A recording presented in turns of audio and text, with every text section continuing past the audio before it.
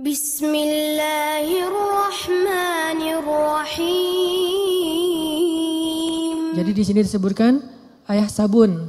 Apakah mereka mengira annama numiddu lahum min malin wa banin nusari'u lahum fil khairat bal la yash'urun. Mereka pikir kalau kami udah ngasih mereka harta dan keturunan berarti kami menyegerakan kebaikan buat mereka? La yash'urun. Mereka enggak ngerti. Justru orang beriman di ayat berikutnya disebutkan walladzina yu'tuna ma ataw wa qulubuhum wajilah annahum ila rabbihim raji'un. Ulaika orang yang kayak gini nih yang wajilah, yang ngerasa kurang, yang ngerasa enggak pantas, yusari'una fil khairat. Selalu bersemangat melakukan kebaikan-kebaikan yang lain. Kenapa? Dia merasa masih kurang dirinya. Jadi jangan terlalu kegeeran. Kita boleh bilang alhamdulillah ya Allah mengijabah doa. Ya boleh. Tapi jangan bilang alhamdulillah ya saya tuh emang doa saya jitu banget. Doa saya tuh emang cepat banget diijabah. Jangan sebutkan saya sama sekali. Kalau dalam kebaikan. Ini kita belajar bertahap. Kadang-kadang gak nyebutin di lisan tapi di hati. Enggak lah ini mah nikmat dari Allah dalam hati gua gitu loh. Wa asirru qawlakum awijharu bih innahu alimun bidatis sudur. Kalian rahasiakan ucapan kalian di hati atau kalian tampakkan dengan lisan, Allah Maha tahu apa yang ada di dalam dada kalian. Gak bisa bohong sama Allah. Terus gimana Ustaz kalau kebersit kayak gitu membatin? Lisan kita mah selalu ngomong Masya Allah ya lu lulus. Alhamdulillah ini nikmat dari Allah. Padahal gue gak bisa apa-apa. Lisan nih. Hati kita ya emang kamu heran kalau saya lulus. Mulai kan ada sombong tuh. Mulai agak kegeeran nih. Kita kalau muncul itu langsung kita tolak. Kita reject dengan apa? Astaghfirullahaladzim. Kadang-kadang itu muncul bukan pengennya kita. Yuwas wisufi sudurinas. Emang si dia tuh. Si dia bukan. Si dia mah keren buat saya. Orang itu zat itu tuh. Yaitu khannas yuwas wisufi sudurinas. Kita gak pengen sombong, kita gak pengen riak. Dia yang yuwas-wis supaya kita sombong. Saya kan pernah cerita, ngimamin. Pengen ngimamin yang paling maksimal. Biar semuanya khusyuk. Kan kalau yang lain khusyuk kebawa pahalanya ke yang ngimamin nih. Allahu Akbar. Alhamdulillahi Rabbil Alamin. Semaksimal mungkin, sebisa mungkin yang bagus bacaannya. Pas sudah selesai sholat, yuwas-wis. Atau belum selesai sholat, baru amin. Keren juga ya suara saya muncul. Yuwas-wis. Itu bukan saya gak pengen kayak gitu-gitu amat lah. Yuwas-wis. Awal-awalnya dulu kayak gitu tuh. Ini saya ngaku nih, awal-awalnya ngimamin, apalagi pas ngimaminnya di Mesir. Karena orang Mesir tuh suka suuzon sama orang Indonesia. Dianggap orang Indonesia tuh gak bisa ngaji. Kan kepancing nih. Emangnya orang Indonesia gak bisa ngaji? No, kasih mic buat gua. Gitu. Ngimamin lah nih. Ngimamin ada niat pengen nunjukin orang Indonesia tuh ngajinya bagus-bagus. Mulai agak-agak melenceng tuh. Sehingga pas selesai sholat orang Muslim, Masya Allah kamu Indonesia tapi ngajinya enak dan segala macam. Ya udah kamu tarawih aja di sini jadi imam. Muncul was-wasah, yuwas-wisufi sudurinas. Bukan pengennya kita. Pulang ke Indonesia juga kayak gitu. Ada yang Ustadz saya baru pertama menangis ketika sholat gara-gara Ustadz. Padahal saya ke umrah juga gak nangis. Di sini bisa nangis Masya Allah. Langsung yuwas-wis. Wah itu habis-habisan tuh. Gimana caranya?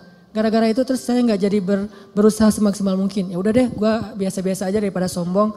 Alhamdulillah Rabbil Alamin. Ar-Rahmanir-Rahim. Ustadz kok ngajinya gitu? Saya gak mau sombong.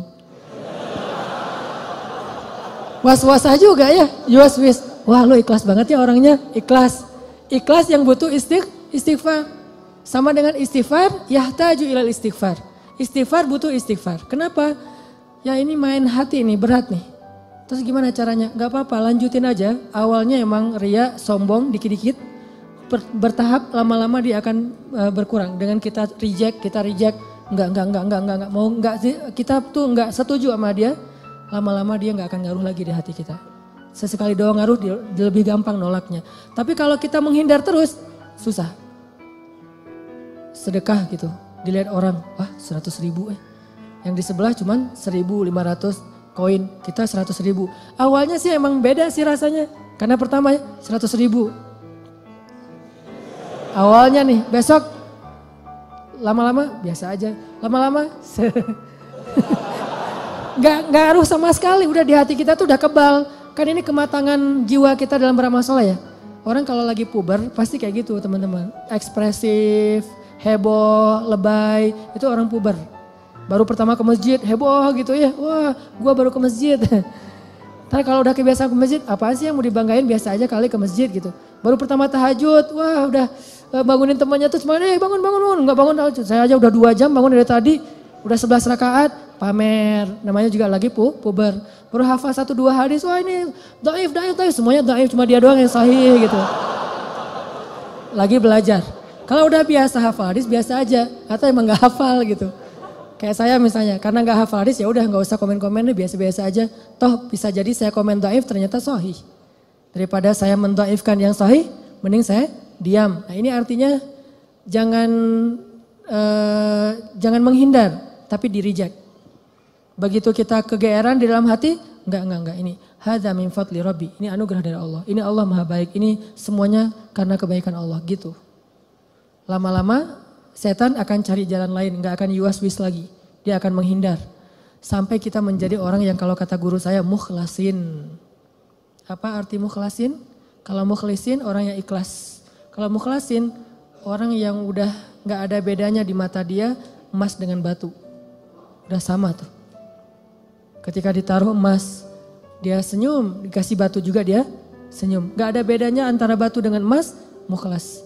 Maka setan udah gak bisa ngegodain dia. Gimana ngegodain? Orang emas dan batu sama di mata dia. Tapi kalau emas masih lebih berharga daripada batu, cuman dia masih berharap ridho Allah, itu namanya mukhlis.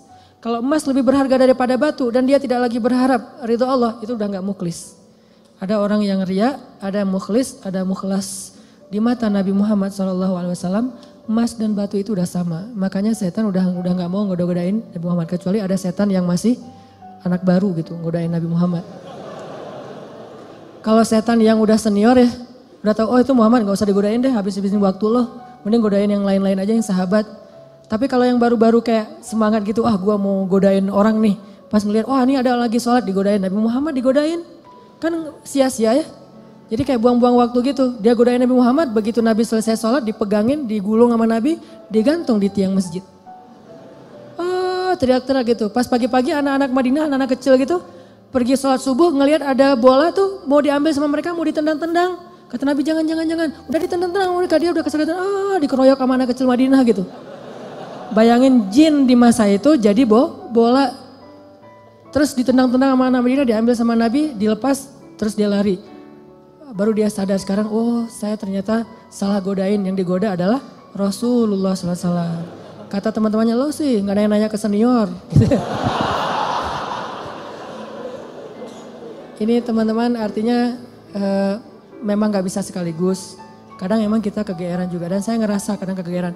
Lagi doa kayak kemarin misalnya, ya Allah saya doa di dalam hijir ya. Saya doa ya Allah kasih saya jalan agar saya bisa mengunjungi kamp pengungsi di Suriah.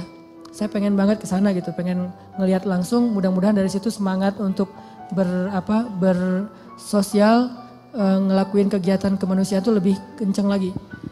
Pulang dari sana nggak lama kemudian dapat jalan langsung, insya Allah April mau ke kamp pengungsi misalnya, langsung kegeeran. Doa saya diijabah ya, keren ya. Yang muncul kayak gitu kan? Enggak. Kita tolak nih. Gimana nolaknya? Sebetulnya sih saya belum pantas ke sana, tapi Allah pengen ngasih saya ke jalan kebaikan gitu. Terus aja gitu. Lama-lama hal-hal yang kayak gitu nggak akan mempengaruhi keikhlasan kita lagi.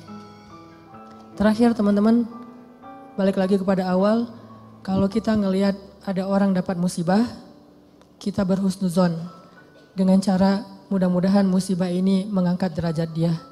Kalau kita ngelihat teman kita dapat nikmat, kita berhusnuzon dengan mengatakan dia memang pantas mendapatkan nikmat itu karena Allah sayang sama dia. Sebaliknya kalau ke kita dapat musibah, kita katakan saya banyak dosa makanya dikasih ujian kayak gini untuk menghapus dosa saya. Kalau kita dapat nikmat, kita katakan saya sebetulnya nggak pantas tapi Allah Maha Baik sehingga Allah memberikan kenikmatan ini untuk saya.